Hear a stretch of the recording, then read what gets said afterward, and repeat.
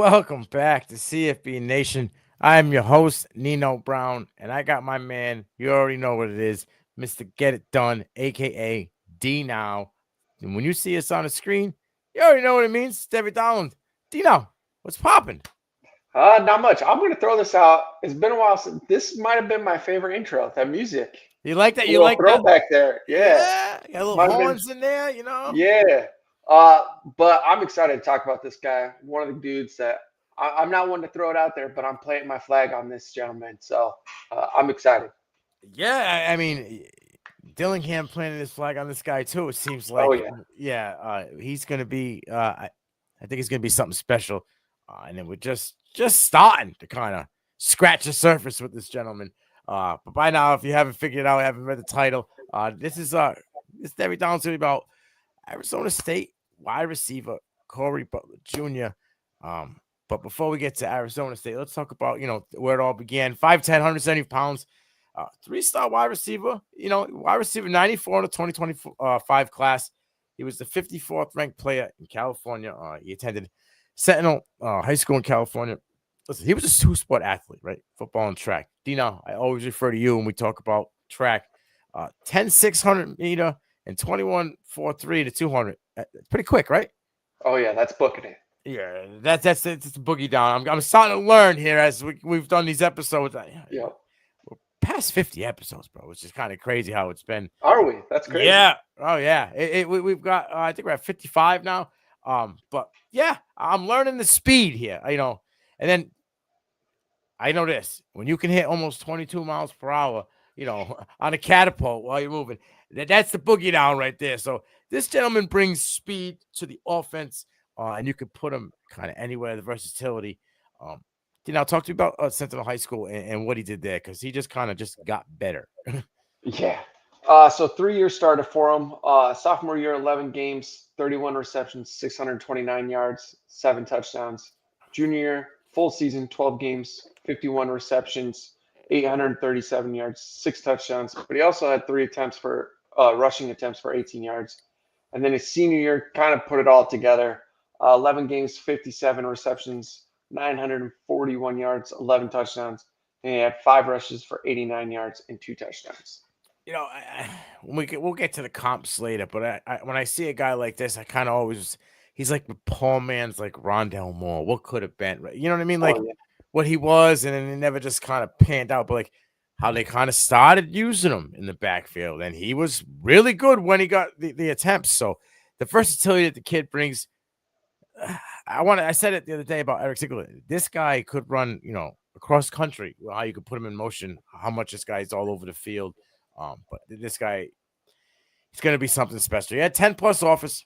When Hines Ward, and this is the thing, he enjoyed being recruited by Hines Ward. He said that was kind of a factor and why he ended up, committing to Arizona State. And just kind of swerve a little bit. For as much as we talk about all these big name NFL guys going over to Colorado, Dillingham's quietly building a Hmm. little squad here, guys, with some background that nobody's really talking about. Heinz Ward is one of those dudes. Oregon State, Kansas, UMass. I wish they would have came to UMass. Boise State, Colorado, BYU, and there was more. But some of the things that jumped off the screen to me, and when you brought them to my attention, like, hey, what do you think about this guy? I'm like, I want to go look. You know what I mean? I had an idea of his name, but I wasn't familiar as well with his game. Well, I'm familiar with what he brings to the table now. But there's just wow facts, bro. He just brings that wow. Like plays when he gets the ball and in space, I call him like a field. The things he makes, the second clip in the intro, man, he just stopped on a dime. Guy went right by him, and then it was instantly right back to the speed. Like there was no, I gotta build up to it. He's got that instant speed. He's got the long speed. Right, he gets by you. You might as well just stop running because you are not catching him. Well, like on the intro, we saw that DB just stop Yeah. because he knew he was cooked. Even Arizona, the last, Yeah. yeah, he was embarrassed. The poor kid like had grabbed his hand, walked away. He's like, oh, Yeah. right. And I've seen it from both sides of the field, the angle of the play. If that's some of the things he's bringing to the table, he's going to be undressing defensive backs in the slot often for Arizona State. He's got that IQ. He sets you up. I feel like he's watching your hand movements. He's watching DBs, how that the blow half works and how that foot little tweaks to their foot game there. Because that guy being so early in camp, the way he set that dude up, he obviously saw something in the way he was playing defense and just made that dude get embarrassed and dressed him. Yeah. But he's shifty. Like I said, he doesn't just have that like straight line quick speed. He has that downfield. It doesn't slow down. He just keeps pulling away and pulling away. What do you think about some of the things that jumped off the screen to me, and what are some of the things that you liked? Yeah, so immediately it was that wow factor when it comes to that speed. Like, even as like an 18-year-old, I feel like he's in the upper echelon of college wide receivers speed wise, which is insane because he's still got potentially 3 years of training, so he could, if possible, even get faster, which is crazy. One thing I did notice, he is kind of small of frame, but he plays a lot bigger even too. I saw a couple reps of practice with them, and he kind of bodied up some DBs, and I was a little surprised because of how small he is. So that was another thing that popped out to me. And then just his footwork. His routes are really crisp for being such a young wide receiver. I would love for this guy, like, if in the offseason after this year, go work with like the route god. You know what I mean? Like, that dude is crazy. And like some of the stuff that he gets, and there's a lot of dudes working with him in college and the NFL, but they just the technique, the speed, the break. He has like what I like about him is in and out of his breaks, he doesn't have to decelerate. You know what I mean? To make a break. He's kind of smooth. And kind of it's really fluid. Yeah, it doesn't have that like a lot of these guys have a little bit of like this curve to it. He's like the zig. It's in and out. You know what I mean? He doesn't have to go wide when it comes in and out of his breaks, which is what I like, especially at a young age, being able to not have to decelerate and go. You're gonna cook people because they're expecting you to slow down. So DB might hesitate, think he's gonna be able to catch up to it. Well, when the speed doesn't slow down, now you already have 2 steps on the guy and you're going. I want to see how he does this year and kind of being able to sit down in space, right? Smaller guy, only 170 pounds. Will he gain a little bit, in the spring and fall camp? Will it bulk up? Will it hurt the speed coming into the regular season? I have a feeling that he could really fight for the slot role here and absolutely be the starting guy. Again, 170, 5'9", going across the middle. If he gets caught with one, it's a big if because this guy is shifty enough and speedy. How does he handle that, right? Because I saw a lot of when he was wrapped up, and it wasn't just an arm. He doesn't have yak ability right now. I don't see him fighting after the catch. You know what I mean? I shouldn't say yak ability, but he doesn't have breaking. He's not breaking many tackles here.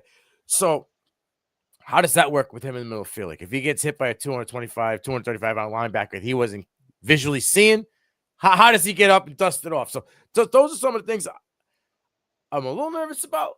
But what he has for the other part and the intangibles that he brings, obviously he's going to be a special teams guy. I think he's going to be getting on the field no matter how, whether it be kick returns, punt returns, whatever it may be. So I like all of that.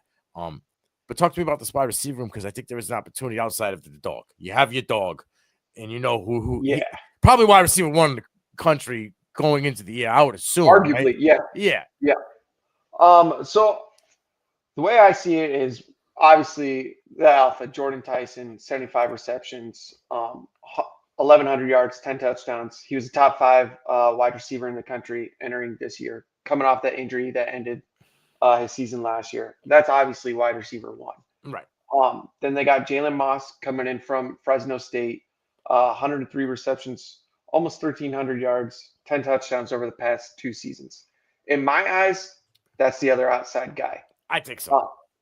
And then they got Malik McClain, 2 receptions, 85 yards, a touchdown, and he had a 42-yard touchdown versus Texas in the Peach Bowl. Then you have Noble Johnson, 3 receptions, 16 yards. He's a Clemson transfer. Jaron Hamilton, an Alabama transfer. And then you got, I'm going to butcher this name, so I apologize, Derek Eusebio. That. 1 reception for 64 yards and a touchdown. And then they got Chance Abels, who was a 3-star out of Plano, East Texas, freshman this year. He was originally committed to TCU, decommitted, ended up at Arizona State. So when I'm thinking about it, like I said, you got your obvious outside guys. I think the slot option is going to be a three horse race between the Clemson Bama transfer and this gentleman. Okay, so you think Hamilton and Noble Johnson will fight for the slot? I don't know. Noble Johnson's kind of a tall, lanky guy, so I don't. He might be like a depth chart on the outside. Yeah, I feel but like then Moss. too, Jordan Tyson. I mean, he could also slide into the slot some too, though. I don't think they're going to. He could. I agree. I don't think they need to. No, I agree. I I don't think they need to. But if they want to, if Noble Johnson flashes, they slide him on the outside. Tyson could slide out. Well, they have options here. So what I read and what I've seen in interviews with Dillian is they attacked physicality and speed when it came to recruiting wide receivers this year, right? So they got the speed in our gentleman here in Butler. I'm hearing and I'm seeing some things where McClain is making a name for himself. Right? He didn't get really much time last year because it wasn't necessary. And in the one game we needed to, he caught the pass from Scatterboo on that, option pass for the touchdown. But he's having a good camp.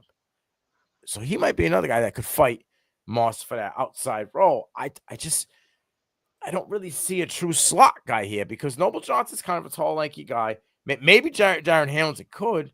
But again, how's he going to take to it being a freshman? Because is he, does he take to the offense? Is he grasping it? You know what I mean?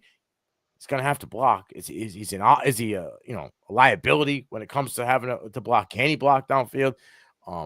So is he at this next level when we ask him to take on tasks of being in motion, being in the right?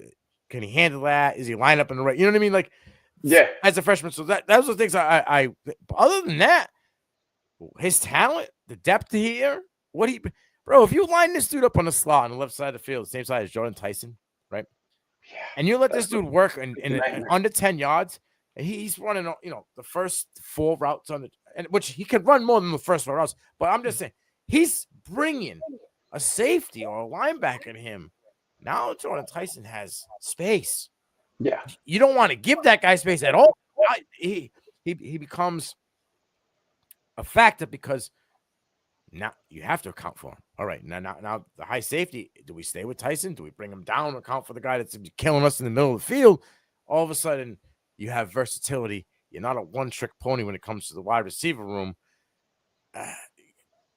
Xavier Guillory was a dude there as well last year. So yeah, there's some voided targets. There are some voided touchdowns, and I think this kid can eat. And I'm not saying he's going to go off for 1,000 yards year one, right? Right. I could see 5, maybe like 550, probably 45 receptions, 45 receptions, maybe gets like 65 targets.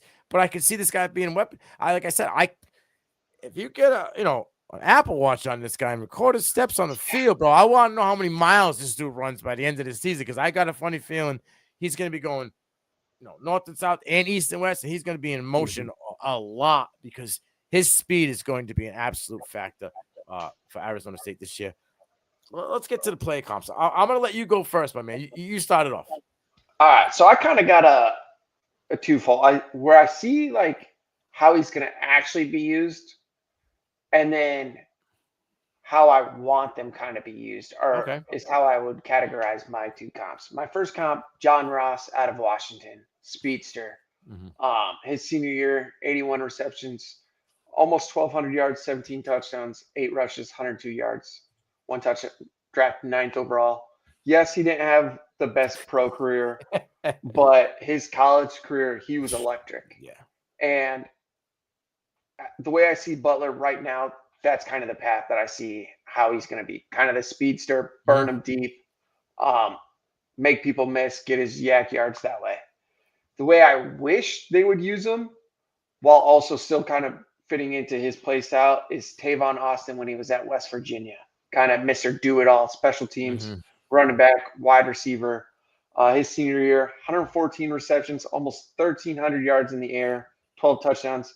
But then he also had 70-plus rushes for 600-plus yards and 3 touchdowns. So I think he has the capability, especially in Dillingham's kind of offense, like you were saying, with all the motions. Give him a little jet sweep here or there, a pop pass behind the line, let him work, sort of thing. Yeah, I mean he can be the screen king. He can be Mhm. the 1-2-3 route runner that just dominates and eats early, and he just sets everything up for the other guys. John Ross, I always compare him to unfortunately I have the same last name, Justin Ross. The guys that were Yeah. dudes in college, but just never could figure out. Unfortunately, like Justin Ross never actually made it to start and really in games. I maybe he had a couple here and there, but there was some mental issues and some injury issues. It just didn't work out. Ross was just injuries. Like he played. He had like 1 year where he had a couple of deep balls, and you were like, "There it is," and then Yeah. And there it then another was. injury. Yep. Yeah. So, I like the comps. I think if combination of both guys would be nice. Like I guess it's the perfect comp, like, sorry to cut you off, but like the perfect comp would be Deshaun Jackson. Just in a nutshell. Like if you put it all together, Deshaun Jackson. The more I think about it.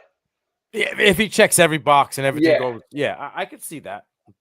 Like D-Jack was, was Could do it electric. all. Yeah. You want to talk, the wow factor. Both of those guys would definitely have the wow factor. It's crazy that we don't talk about Tavon Austin in the same breath as like a Curtis Samuel and Rondell I Moore. think it's because his drop off was just straight down. Like I just think he was before his time though in the NFL. Yeah, yeah. They really like if that guy was in the NFL now. Oh, perennial Pro Bowler. Yeah, they'd be, every year they'd be throwing a bag at this dude, like because he brings so much to He'd him. be right there with Jefferson and Chase, in my opinion, if he played today. I think he'd be up there. He definitely would be up there. So I went with a guy, a newer guy, right? Tutu Atwell, who was drafted 2021 to the Rams out of Louisville, 140 receptions, 2,300 yards. He had 21 touchdowns. Speed guy, right? This dude can play on the outside, can play on the inside. Pedigree, his dad, was also a guy who played football as well. Seems to be coming around now for the Rams. Took a couple years, but it's the guy that was electric. This is the guy that had that wow factor. Wasn't breaking many tackles when it came to actually breaking tackles. But I mean, he may juke the shit out of you, but he wasn't, stiff arming you. He wasn't getting out of an arm tackle. Similar to how I feel Butler is at this moment. Small stature guy, but has that speed, has that long speed. Doesn't really have to decelerate when he comes in and out of his breaks. And this is, and a throwback. I'm going to go back to 2012, but man, this guy, like, if Butler puts on, say, maybe 5 to 10 pounds, he has the frame of a Jarius Wright, right? I mean, yeah, we talk about it in the green room. Wright just didn't really play with the best quarterbacks. I'm not saying that Wright deserved to be a wide receiver one, but I think he could have got a little bit more, reps. He would have been a really serviceable slot. Yeah, he played on the outside, the inside. They had him in screens. His game at the next level is what I feel like Butler could be as well.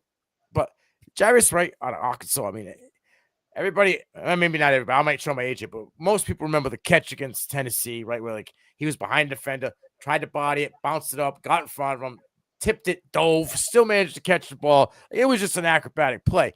But even in Carolina and Minnesota, man, he made some deep plays.